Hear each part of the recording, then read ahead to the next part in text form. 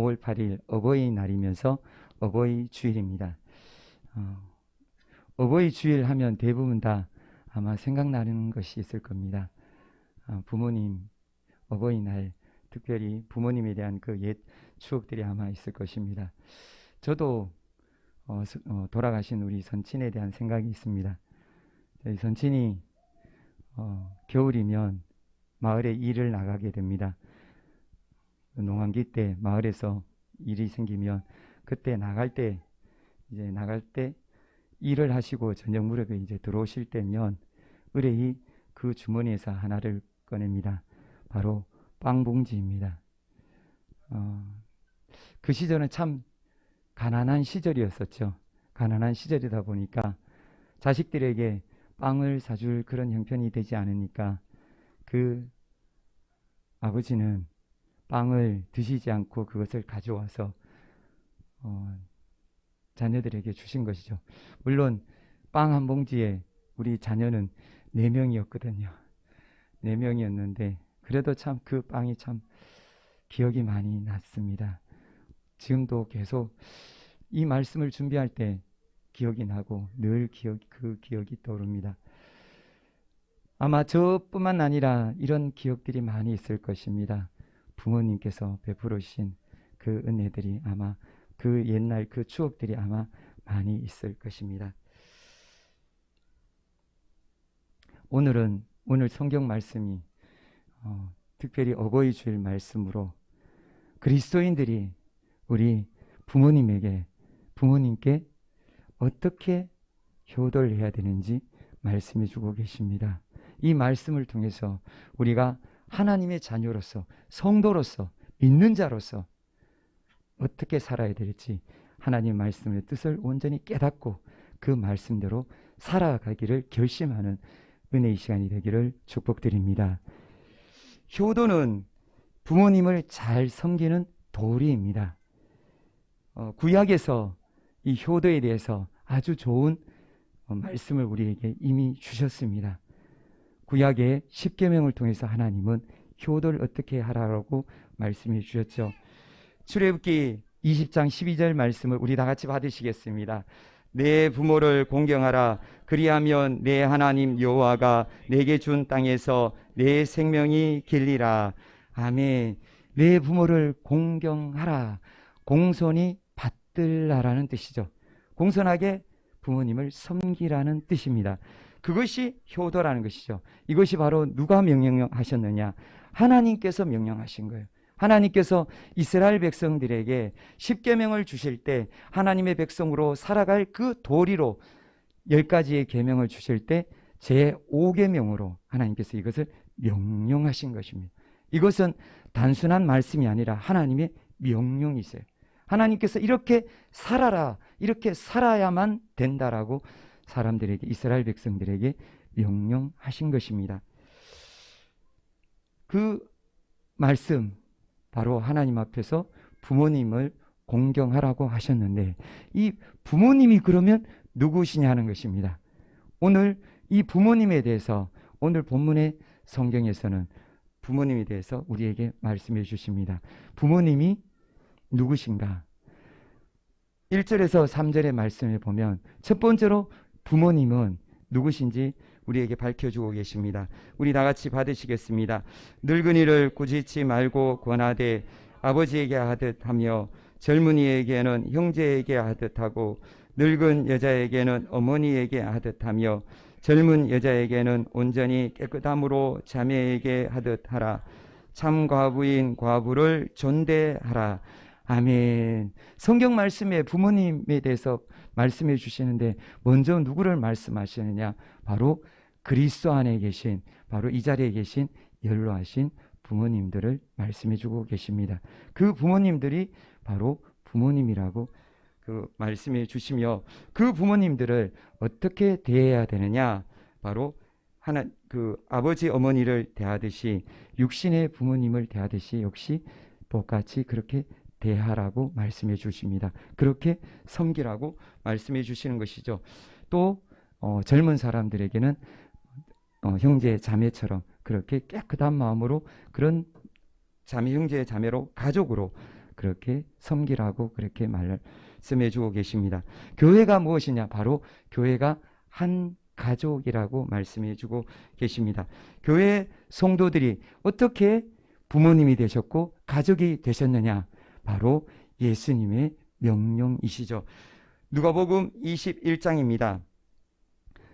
누가복음 8장입니다. 8장 21절 말씀 받으시겠습니다. 예수께서 대답하여 이르시되 내 어머니와 내 동생들은 곧 하나님의 말씀을 듣고 행하는 이 사람들이라 하시니라. 아멘. 주님께서 이미 말씀을 하셨어요. 주님이 무엇이라고 말씀하셨느냐? 바로 부모가 바로 육신의 부모만 부모가 아니라 주님의 말씀을 따르는, 주님의 말씀에 순종하고 그 말씀을 따르고 믿고 받는 자들이 바로 부모님이라고 그렇게 말씀해 주셨어요. 내 어머니고 내 형제들이고 내 동생들이라고 그렇게 말씀해 주셨습니다. 바로 교회에 계신 우리 집사님들, 방금 전에 우리가 인사드린 우리 집사님과 권사님들이 바로 우리 부모님이십니다. 우리 다 같이 한 번만 더 돌아보시면서 우리 부모님께 감사의 박수로 우리 드리겠습니다. 감사합니다. 우리 부모님이십니다. 네, 감사합니다. 네. 혈연으로 맺어진 바로 그 육신의 가족은 아니지만 이것은 우리에게 혈연보다가 주님의 그 피로써 맺어준 하늘 가족입니다. 우리는 천국 가족이 되었습니다. 그래서 우리 집사님, 이미장 집사님, 이전 권사님, 그리고 김홀독 집사님을 우리는 부모님처럼 섬겨야 합니다. 그것이 하나님의 뜻입니다. 그렇게 하나님의 이 말씀대로 바로 하나님 앞에서 충성되이 이 부모님을 섬긴 사람이 있습니다. 바로 누구냐 하면 사도 요한입니다. 사도 요한이 누구를 섬겼느냐? 바로 예수님의 모친 마리아를 섬겼죠. 예수님이 십자가에서 그 고통 중에서 그 마리아를 보시면서 사도 요한에게 부탁하셨죠. 요한아, 내 어머니라. 그렇게 부탁하니까 사도 요한이 그때부터 어떻게 했느냐? 예수님의 모친, 육신의 모친 마리아를 자기 어머니처럼 그렇게 섬겼습니다. 기록에 보면 이렇게 기록이 나옵니다. 주후 64년경에 이 사도 바울이 순교를 당합니다.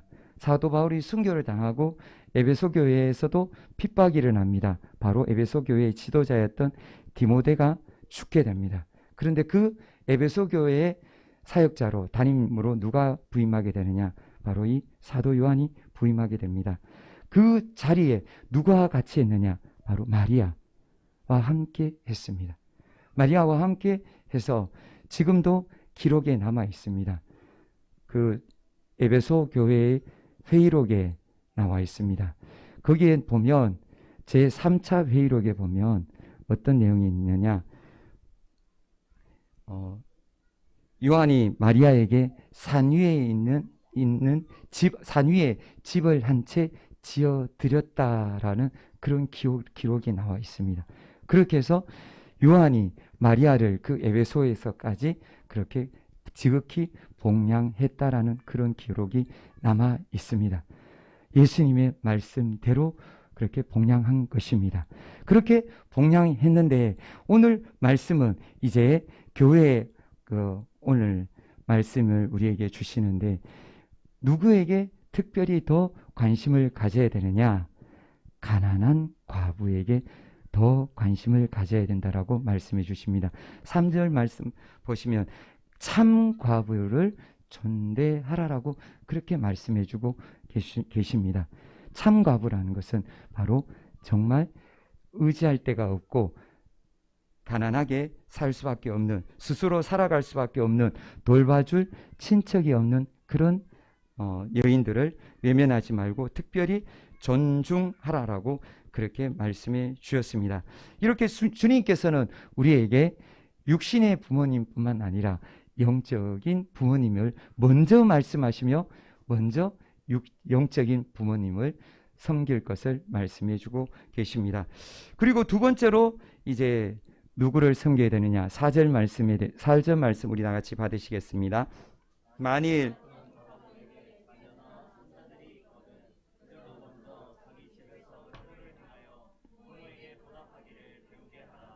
이것이 하나님 앞에 받으실 만한 것이니라. 아멘. 주님은 육신의 부모에게 보답하라라고 그렇게 말씀해 주고 계십니다. 보답하는 것은 은혜를 갚는 것이죠. 하나님 앞에서 하나님께서 왜 부모를 사람들에게 주셨느냐? 그 부모를 주신 이유가 있어요. 부모는 바로 하나님의 대리인으로서 자녀를 맡아 기르게 하도록 하나님께서 주신 것입니다. 제가 이 말씀을 준비하면서 생각나는 것이 바로 진이가 떠오르더라고요.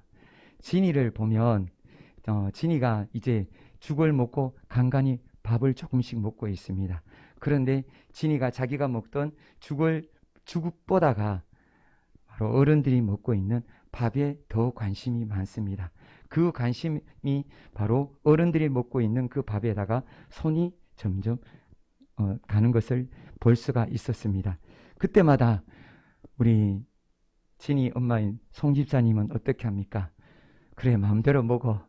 그리고 너 알아서 살아. 라고 그렇게 내버려 두지 않지 않습니까? 저걸 먹어도 되나 하고 고민을 합니다. 그 고민 언제까지 하십니까? 부모님들은요. 그 고민은 늙을 때까지요? 아니요. 그 고민은 자녀들을 볼 때까지요. 죽을 때까지요. 80 노모가 60의 아들에게 하는 말씀 있다 그러죠. 길 조심해라, 차 조심해라, 사람 조심해라. 그 걱정을 늘 하신다라고요. 우리 부모님은 그렇게 자녀들을 걱정하고 끝까지 자녀들에 대해서 생각하고 있는 것입니다. 이것이 바로 부모님의 사랑입니다. 이 사랑에 대해서 보답하라라고 주님은 말씀해 주십니다. 이 보답하는 것을 원어적으로 보면 이것은 일회성으로 한 번으로 끝나는 것이 아닙니다. 꾸준히 보답하는 것입니다. 꾸준히 그렇게 섬기라고 말씀해 주고 계십니다. 꾸준히 효를 행하라고 그렇게 말씀해 주셨는데 이 효를 행하면 어떤 일이 있느냐? 하나님께서 보상을 해주신다고 약속을 해주셨습니다. 어떤 보상을 해주시냐? 에베소서 6장 2절에서 3절 말씀에 보면 내 아버지와 어머니를 공경하라. 이것은 약속이 있는 첫 계명이니 이로써 내가 잘되고 땅에서 장수하리라. 아멘. 첫째로 이 땅에서 잘되는 복을 누리게 되는 것입니다. 이 땅에서 잘됩니다. 이 땅에서 하는 그 일들이 형통하게 되는 것입니다. 주님이 이것을 약속이 있는 첫 계명이라고 했어요. 무조건 어떻게 하신다고요? 잘되게 하신다는 거예요. 다른 무엇보다가 약속이 있는 첫 계명이라고 우리에게 분명히 밝혀주셨어요. 땅에서 부모님한테 효도하는 그 자녀에게는 분명히 잘 된다라고 말씀해 주셨습니다. 그리고 또 무엇을 말씀하셨느냐? 두 번째로 장수한다라고 말씀해 주셨습니다. 우리 사람의 생명, 처음에는 에덴 동산에서는 창조될 때 영원히 살 수 있는 존재로 창조되었습니다. 그러나 창세기 6장에 와서 사람들이 죄악을 범함으로 인해서 사람들의 수명이 줄어들었습니다. 120살까지 살 수 있도록 줄어들었어요. 왜냐하면 환경과 여건으로 인해서 그것이 깨어져 버린 거예요. 그래서 이제 사람들은 점점점 영원히 살지 못하고 점점점 그 수명이 줄었습니다.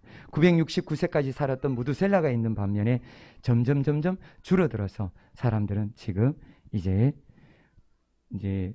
지금 100세 시대라고 하잖아요. 거의 지금 100세를 바라보고 있는데 120살까지 지금 살 수 있는 그런 시대가 열렸는데 그 120살까지 살 수 있는 그런 장수할 수 있는 그런 은혜를 하나님께서 약속하셨습니다. 물론 이것은 환경과 여건에 따라 정도에 따라서 약간은 차이가 있습니다. 어떤 분들은 조금 더 120세에 가깝게, 아니면 어떤 분들은 그보다도 조금 더 일찍 주님의 부르심을 받을 수가 있는 것입니다. 사도 요한도 이 복을 받았습니다. 사도 요한이 몇 살에 사도 요한이 하나님의 부름을 받았느냐? 95세의 부름을 받았어요. 주후 100년에 사도 요한이 죽었어요. 그것이 다른 사도들은 60년, 50년, 그 주 5, 60년 때 그때 대부분 다 순교당했는데 사도 요한은 예수님의 모친 마리아를 섬기느라 그렇게 하나님께서 하셨는지 특별한 은총이 있으셔서 그렇게 95세까지 그렇게 목회를 하며 주님, 그 이후에 주님의 부르심을 받았습니다.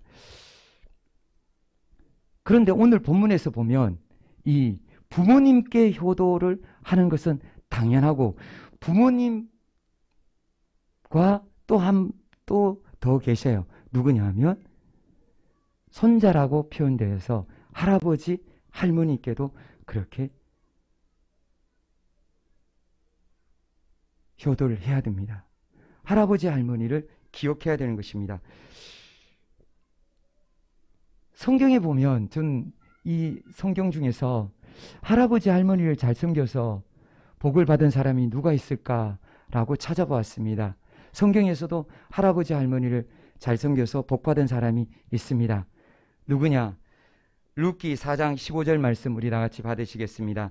이는 내 생명의 회복자이며 내 노년의 복량자라. 곧 너를 사랑하며 7 아들보다 귀한 내 며느리가 낳은 자로다 하니라.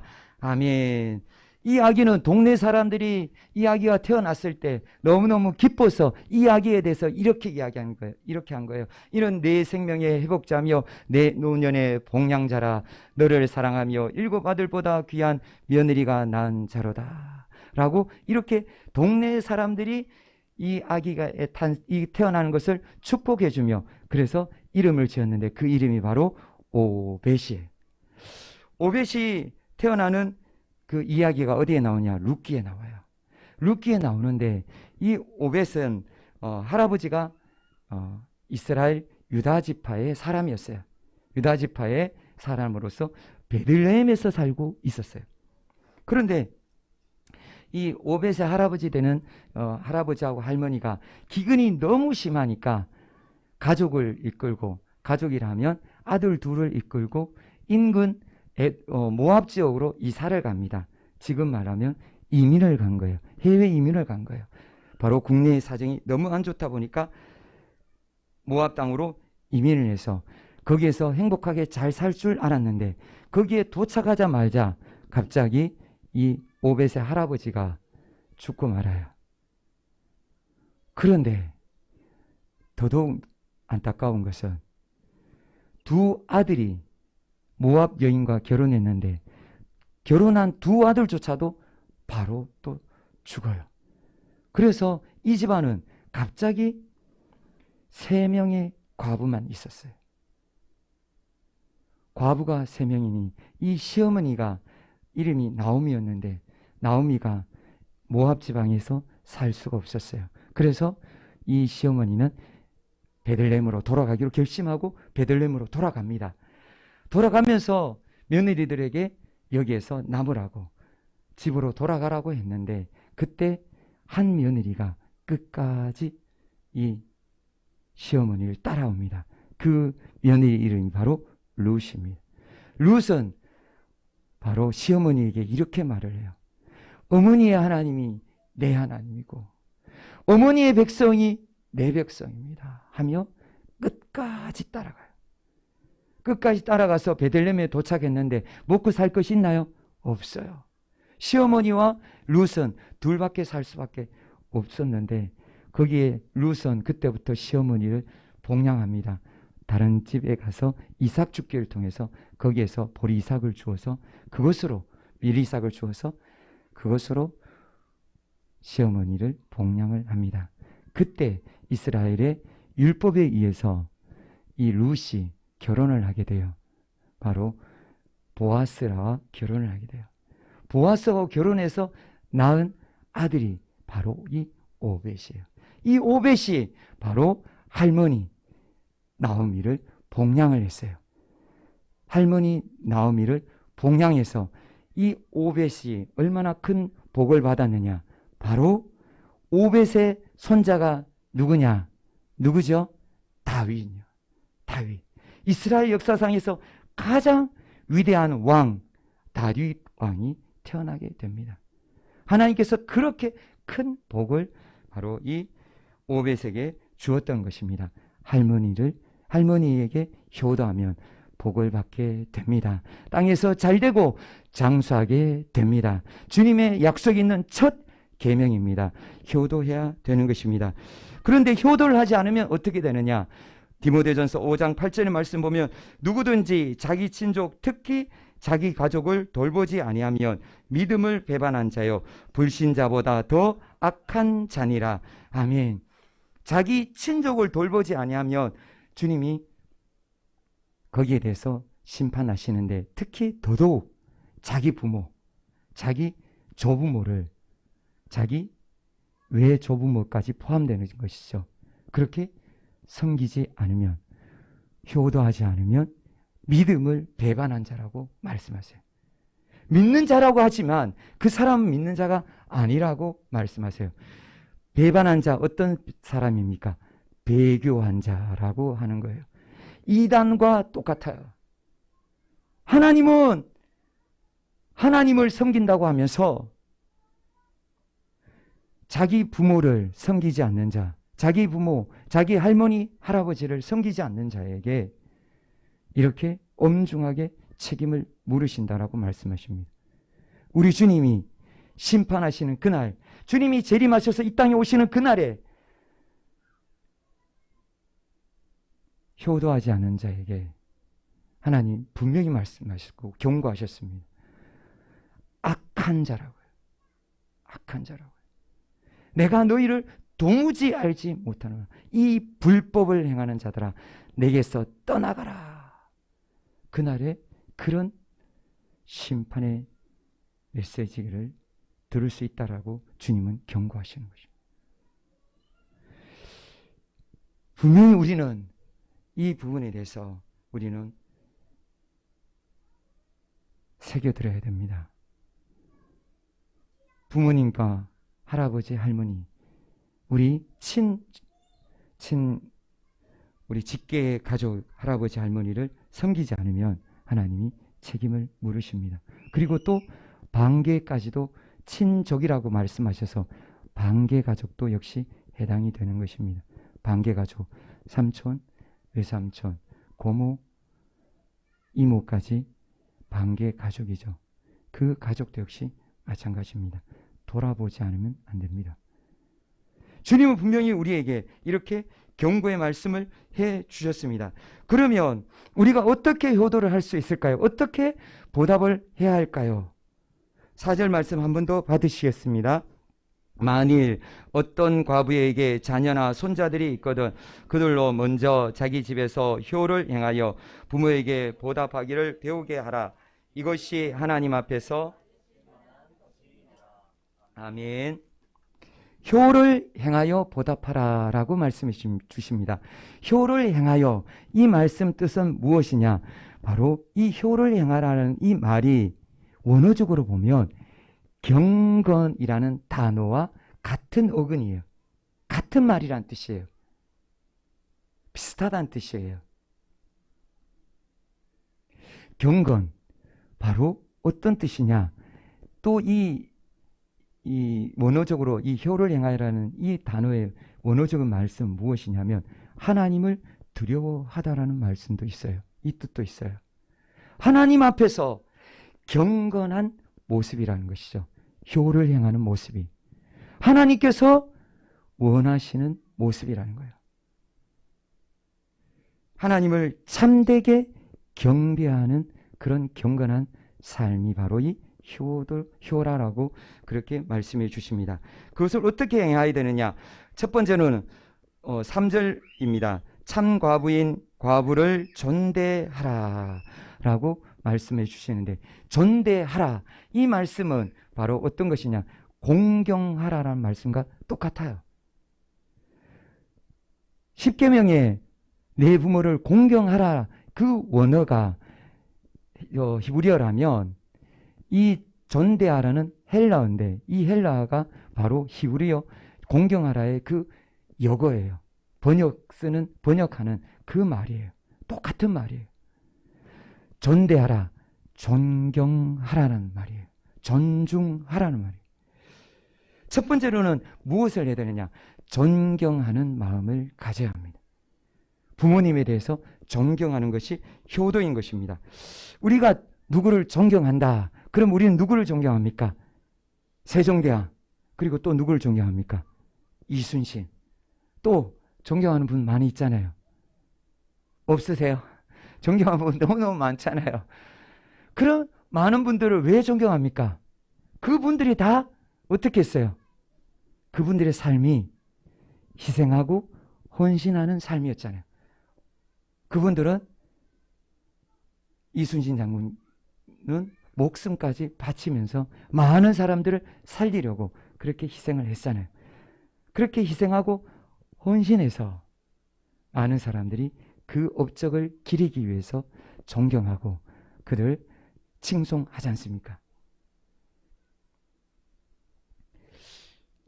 그래서 존경을 합니다. 그런데 주님은 우리 부모님을 이렇게 존경하라는 것입니다.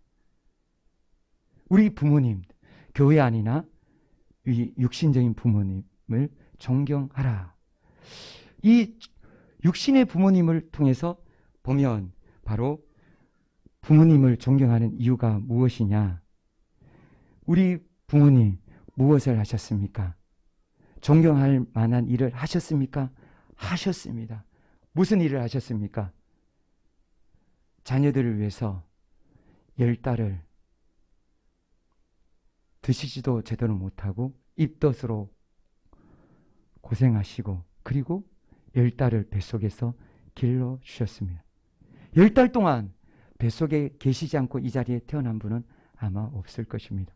물론 칠삭동이나 이렇게 해서 조금 더 빨리 태어나신 분은 계시지만 대부분 다 10달을 뱃속에서, 어머니의 뱃속에서, 어머니의 보호 속에서, 어머니의 희생 속에서 그렇게 자라고, 그리고 어머니는 어떻게 하셨습니까?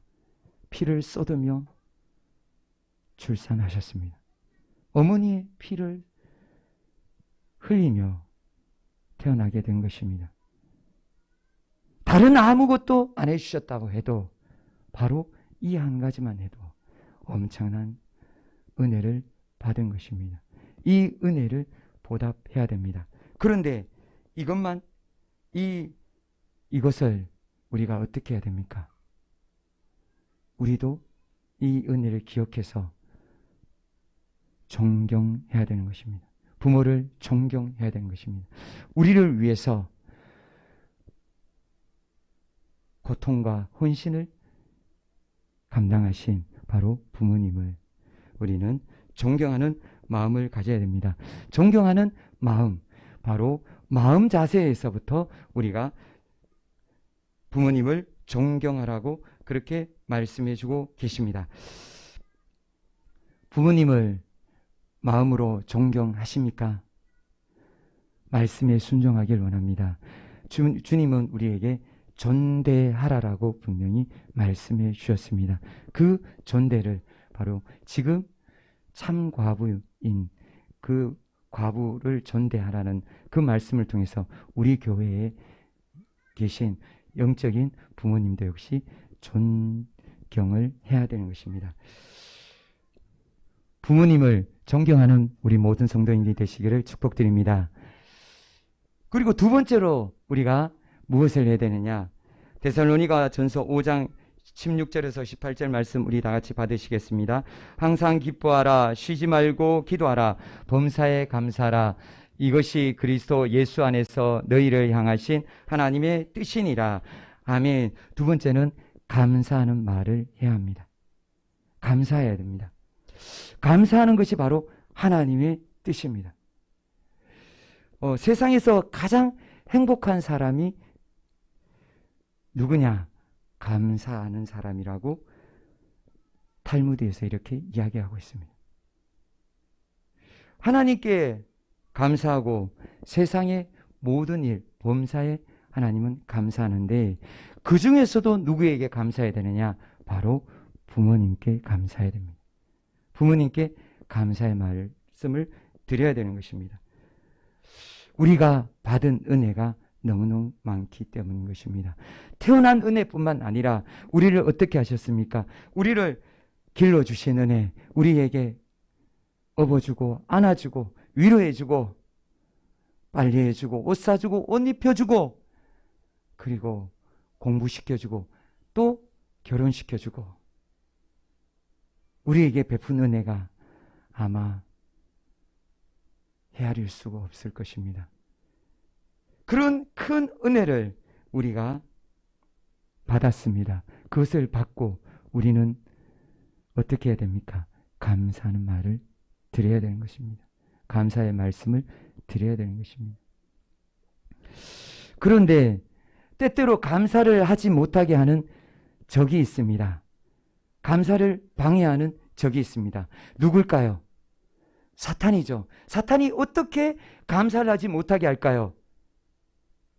세상 사람들에게 감사하지 못하게 하는 그 한 생각이 있어요.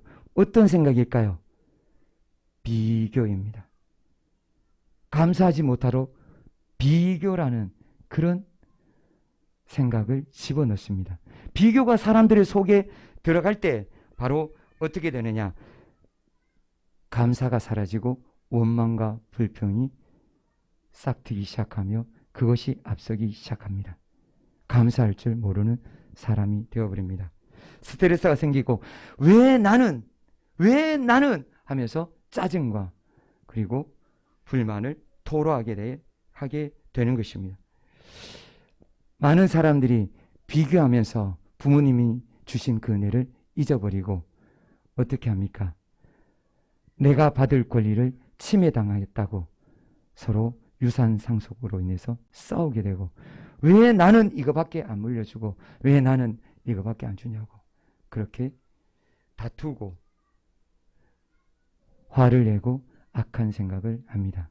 그래서 심지어는 뉴스에까지 나오게 되죠.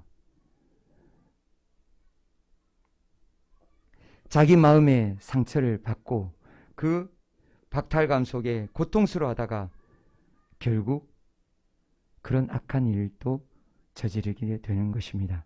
우리는 비교를 하지 말아야 됩니다. 부모님의 은혜에 우리는 감사해야 됩니다. 감사할 때 우리에게는 놀라운 은혜가 일어나는 줄 믿습니다. 감사에 대해서 그 책에도 감사의 힘 이런 책에 보니까 감사할 때 긍정의 에너지가 나올 뿐만 아니라 감사할 때 놀라운 일들이 일어난다는 것을 많이 그렇게 간증을 했습니다. 감사했을 때 병이 떠나가고 오프라 윈프리 같은 그런 TV 쇼를 진행하는 진행자는 그 삶이 인생이 완전히 역전되었다라고 그렇게 이야기를 하고 있습니다. 감사해야 됩니다. 우리의 인생이 바뀌게 됩니다. 바로 부모님께 감사해야 됩니다. 그래서 오프라 윈프리가 이야기한 것을 제가 우리 성도님들도 조금 참조하려고 우리 성도님들께 감사 일기를 쓸 수 있도록 나눠드리려고 합니다. 하루에 5개의 감사 일기를 적으시면 됩니다. 감사 일기 너무 간단합니다. 오늘 예배드림 감사합니다. 오늘 하나님 숨을 쉴 수 있어서 감사합니다. 오늘 집사님을 만나서 감사합니다. 오늘 밥을 먹을 수 있는 건강을 주셔서 감사드립니다. 걸을 수 있는 발을 주셔서 감사합니다. 볼 수 있는 눈을 주셔서 감사합니다. 오프라 윈프리의 그 일기를 보니까 예시를 들어서 제가 잠깐 보았는데 이렇게 간단하고 짧습니다. 이것을 하루에 5개씩 평생 하니까 인생이 완전히 바뀌어졌다고 합니다. 우리 성도인들도 감사하는 성도님들이 되기를 축복드립니다. 특별히 우리 부모님께 감사해서 하나님의 그 큰 축복을 누리는 우리 성도님들이 다 되시기를 축복드립니다. 그리고 또 우리가 해야 될 것이 무엇이냐? 바로 행동으로 표현을 해야 됩니다. 마가복음 7장 11절에서 12절 말씀입니다. 너희는 이르되 사람이 아버지에게나 어머니에게나 말하기를 내가 드려 유익하게 할 것이 고르반 곧 하나님께 드림이